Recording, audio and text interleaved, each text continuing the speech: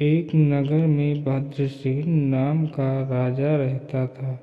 उसकी कन्या रत्नवती बहुत रूपवती थी। उसे हर समय यही डर रहता था कि कोई राक्षस उसका अपहरण न कर ले।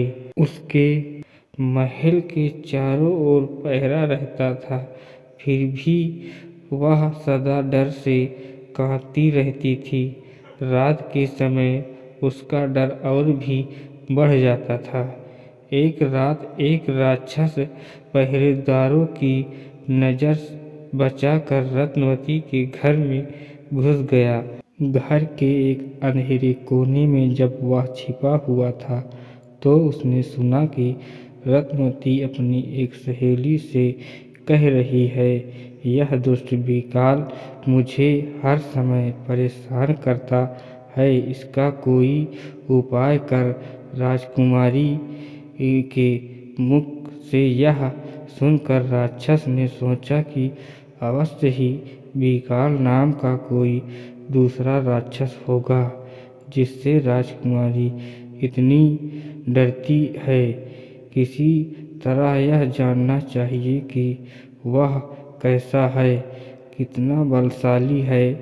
यह सोचकर वह घोड़े का रूप धारण करके अश्वशाला में जा छिपा।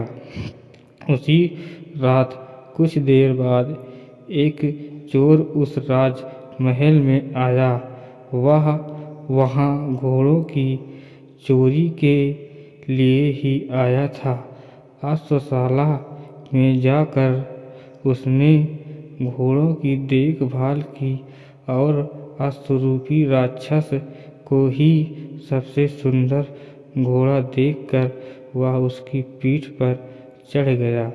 अश्वरूपी राक्षस ने समझा कि अवश्य यह व्यक्ति बिकाल राक्षस है और मुझे पहचान कर मेरी हत्या के लिए ही यह मेरी पीठ पर चढ़ा है।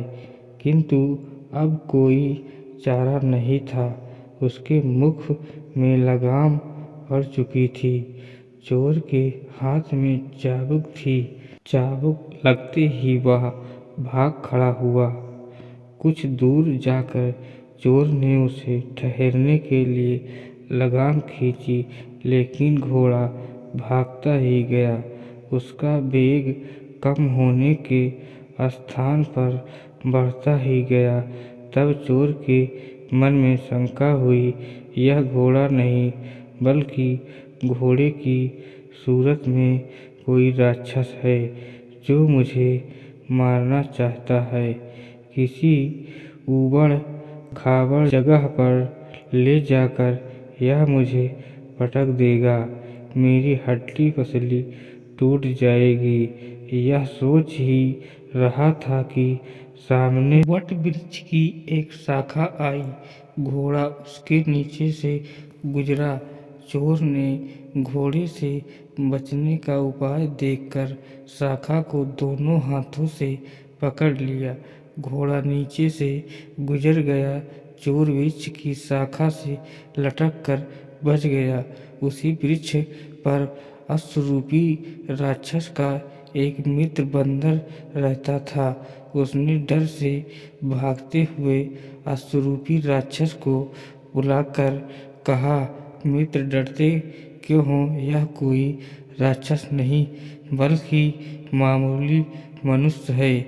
तुम चाहो तो इसे एक क्षण में खाकर हजम कर लो। चोर को बंदर पर बड़ा क्रोध आ रहा था। बंदर उससे दूर ऊंची शाखा पर बैठा हुआ था, किंतु उसकी लंबी पूंछ चोर के सामने ही लटक रही थी। चोर ने क्रोधवश उसकी पूंछ को अपने दांतों में खींचकर दबाना शुरू कर दिया। बंदर को पीड़ा तो बहुत हुई, लेकिन मित्र राक्षस के सामने चोर की शक्ति को कम बताने के लिए वह वहाँ बैठा ही रहा।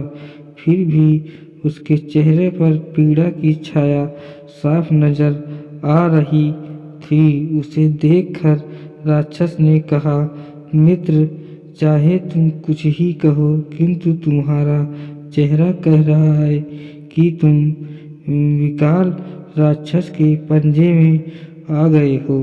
यह कहकर वह भाग गया।